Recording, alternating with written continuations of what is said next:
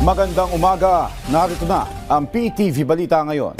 Pinangunahan ni Pangulong Ferdinand R. Marcos Jr. ang pagbubukas ng Central Luzon Link Expressway Contract Package 4 Aliaga, Cabanatuan Section ngayong araw. Ito ay may 4-lane expressway na may habang 9.50 kilometers na inaasahang magpapalakas sa connectivity sa Central Luzon. Dahil dito, ang dating 1 oras at 10 minutong biyahe mula Tarlac City hanggang Cabanatuan City ay iikli na lang sa 20 minuto. Bagay na makakatulong sa mga motorista hindi lang sa pagpapabilis ng biyahe, kundi pati na rin sa pagtitipid ng konsumo sa gasolina. Tinatayang aabot sa 11,200 na motorista ang makikinabang rito araw-araw. Malaking bagay din ito lalo na ngayong panahon ng Kwaresma, kung saan inaasahan marami sa ating kababayan ang uuwi sa kanilang probinsya.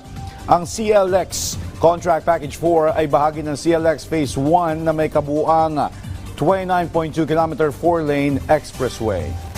Posible maharap sa suspensyon o pagkansela ng Certificate of Public Convenience ang 8 bus company na umano'y nagtaas ng pamasahe ng walang pahintulot, kung saan ang ilan sa mga ito ay may biyaheng Bicol Region.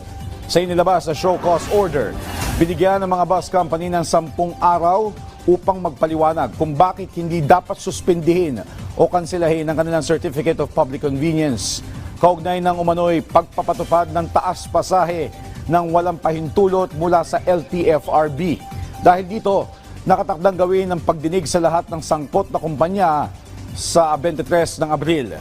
Binalaan ng LTFRB ang mga kumpanya na kung hindi sila makapagsusumite ng paliwanag o hindi dadalo sa pagdinig, ay ituturing itong pagtalikod sa kanilang karapatang marinig at maaaring magresulta sa pagpapataw ng multang 5,000 piso. Naglabas ng anunsyo ang 3 pangunahing linya ng tren sa Metro Manila hinggil sa operasyon nito sa Semana Santa. Ayon sa pamunuan ng LRT1, LRT2 at MRT3, walang operasyon ang kanilang mga tren sa April 2 hanggang sa April 5.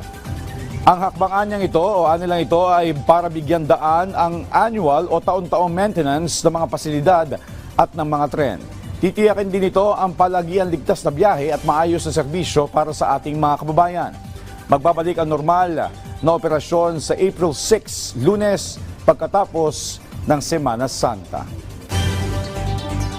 At yan ang mga balita sa oras na ito. Para sa iba pang updates, follow at ilike kami sa aming social media platforms sa @PTVPH. Ako po si Joshua Garcia para sa Pambansang TV sa Bagong Pilipinas.